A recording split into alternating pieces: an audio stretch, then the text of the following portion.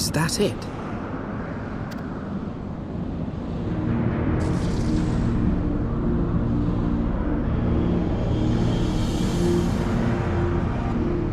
Aye, that would be the Eyrie.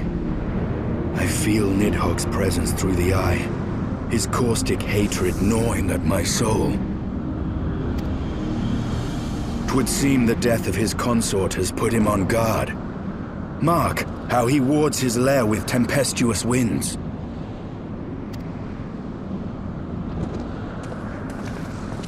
A similar barrier once barred our entrance to the Primal Garuda's domain, until we discovered the means by which it could be penetrated.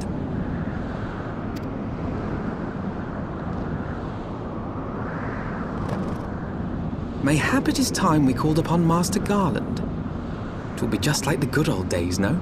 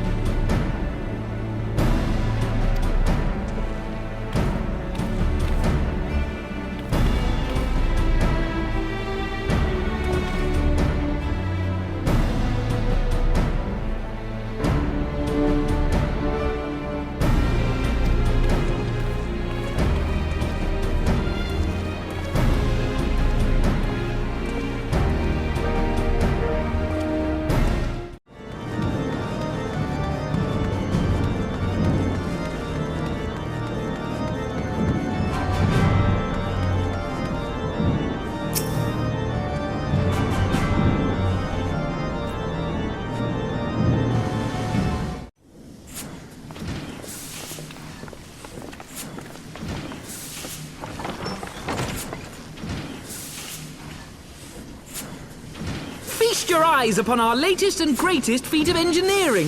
We call it a mana cutter.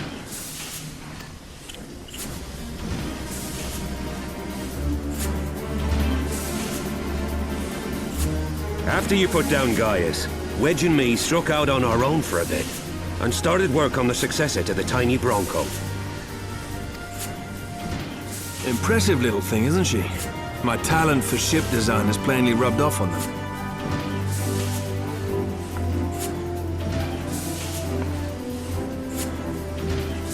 They've adapted the principles of corrupted crystal technology and constructed a mechanism which converts ether from its surroundings into elemental wind. Said wind is then harnessed by the specially engineered sails, providing the craft with propulsion and lift. All in all, a most elegant solution. I'm actually a little upset that I didn't think of it myself. The design does, however, come with one small flaw. The energy conversion ratio is bloody awful. To generate enough power to get you off the ground, you need to be in an area awash with predominantly wind-aspected ether.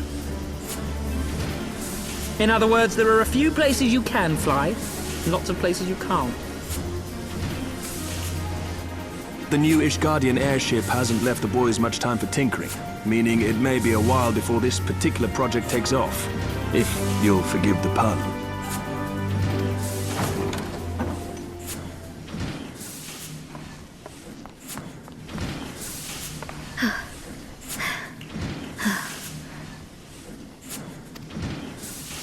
Tataru, what's happened? I've been looking all over for you. There's been word from Aldar. It's about Her Grace, the Sultana.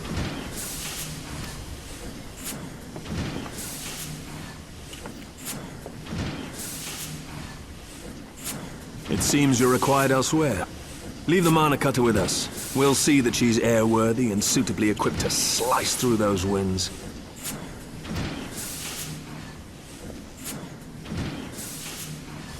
You, meanwhile, should concentrate on providing Raoban and the Sultana whatever help they need.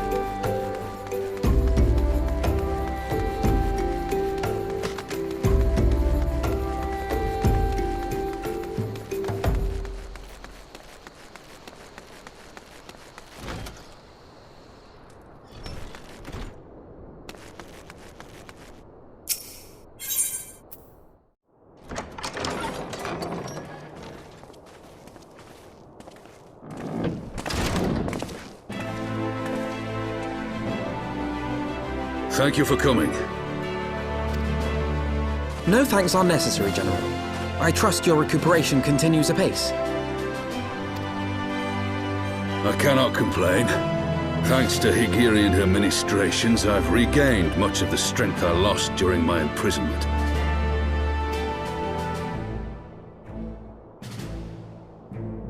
I gather you have made progress in the search for Her Grace.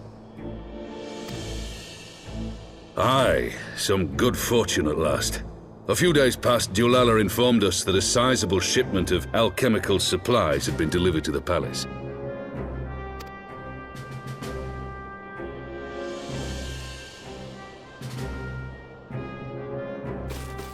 With Papa Shan's assistance, I set out to ascertain the source and nature of the shipment. My inquiries led me to Frondale's frontistery. There, I learned that an order had been placed for a curious substance designed to sustain patients trapped in death-like slumber. An invention of the former head alchemist, apparently. A death-like slumber? This cannot be a coincidence. It lends some weight to Dulala's claims, aye. Her Grace is likely somewhere within the palace, abed but alive. Before making any attempt to extricate the Sultana, however, it seemed prudent to learn what manner of substance was used to induce her torpor. To that end, I made inquiries as to the whereabouts of the one most like to have administered it. The lady-in-waiting, Meriel. We sent for you as soon as we learned of her location. All that remains is to apprehend the woman. We shall find our cat's paw in the Silver Bazaar. But we must tread carefully. The market is not the bustling place it once was, and someone is sure to mark our coming. Should they inform the monetarists, we'll have a fight on our hands. We must be prepared for the worst, and being short an arm, I thought it wise to take another in its stead. What say you, Warrior of Light? Will you lend me yours? Then I pity the bastard that stands in our way. Come, my friends, for Nanamo, and for Ul'dah!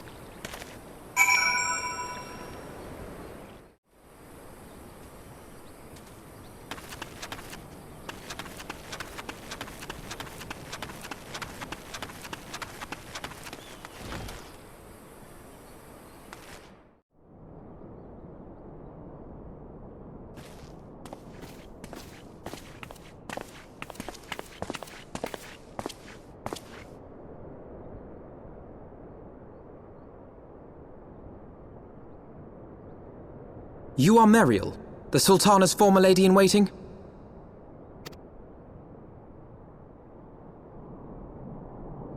I know no one of that name. Pray excuse me.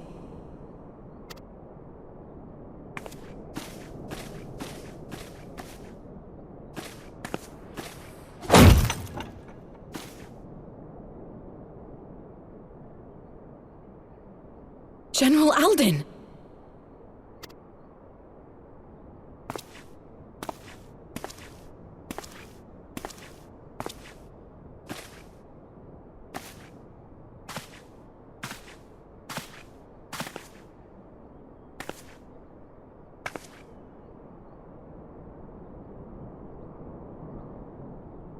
We will have the truth from you, girl.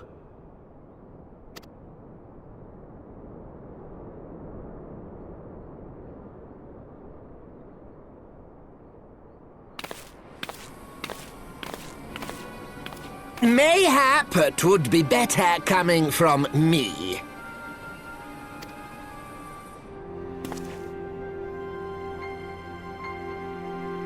Lolorito, you'd best talk fast. As you know, Teleji Adeleji's Cartano reclamation bill was no more than a facade, a means to get his grubby little hands on that Allagan monstrosity Omega. When he learned of Nanamo's intention to abdicate, however, he was forced to amend his plans. Suddenly, assassination seemed the most promising way to further his ambitions. I am told Teleji had discovered a maid in whose veins ran the blood of House Thorn, a new, more pliable puppet to sit the throne. 'Twould have caused an uproar, of course, but few could have contested her claim.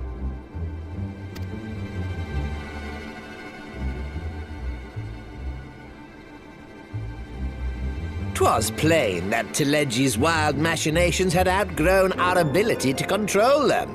So I decided to usurp his scheme and left the fool to seal his own demise. And what of Nanamo? Oh, I have no desire to harm her grace. 'Twould profit me little to destabilize our government. Thus did I employ young Mariel here to administer a potent sleeping potion in place of a poison.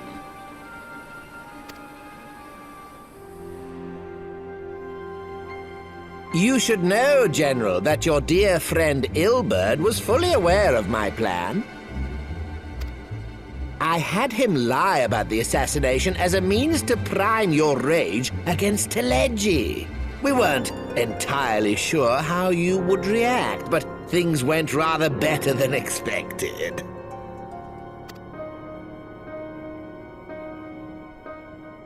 You conniving little worm! You had your claws in the Crystal Braves before their first recruit had sworn to serve! But of course, when a new game begins, 'tis only prudent to have a piece on the board. Ilberd was mine. Truth be told, a significant proportion of the Braves' initial endowment was also mine. With such large sums moving about, 'twas a rather trifling matter to disguise my own contribution.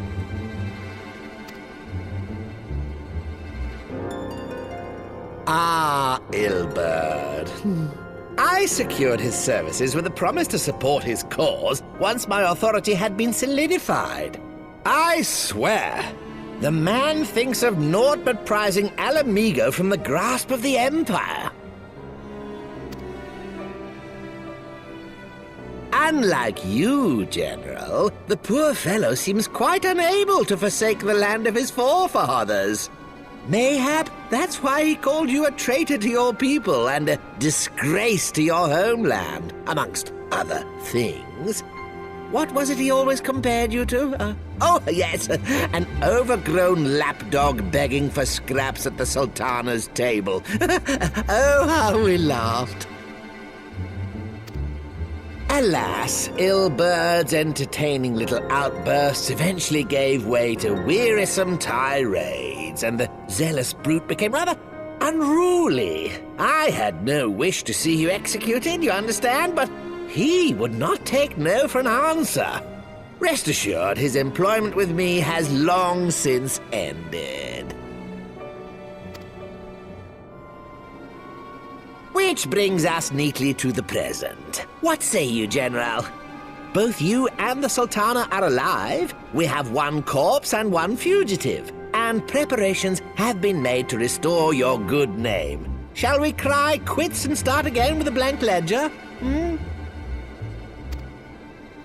The hells we will! Do you honestly expect me to forgive and forget? After all you've done? You're guilty of high treason! Stay your blade, Master Alden. You yourself are not innocent. Or have you forgotten your own crime in executing Teleji Adeleji without trial? Though you acted out of loyalty to the Sultana, such deeds are in violation of both the word and spirit of the law.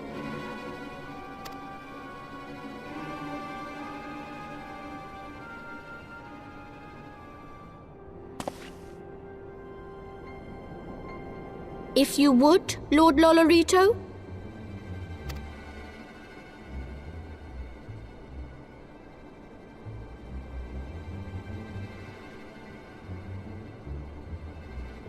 This potion will wake the Sultana from her slumber. Consider it a gesture of conciliation. You will find Her Grace resting comfortably within her private chambers. Should you doubt my word, I shall willingly accompany you to the palace as your hostage.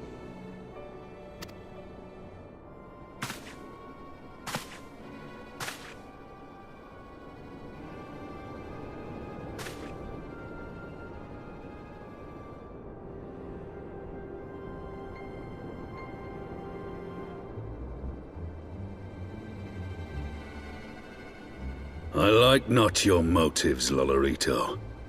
But you saved the Sultana's life, and for that, you have my gratitude.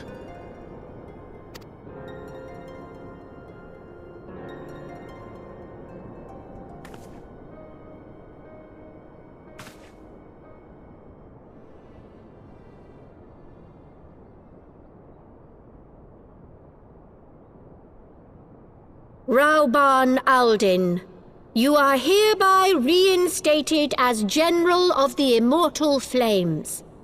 The citizens of Ul'dah shall once more be united under Nanamo Ul'Namo, and together we shall usher in a new age of prosperity.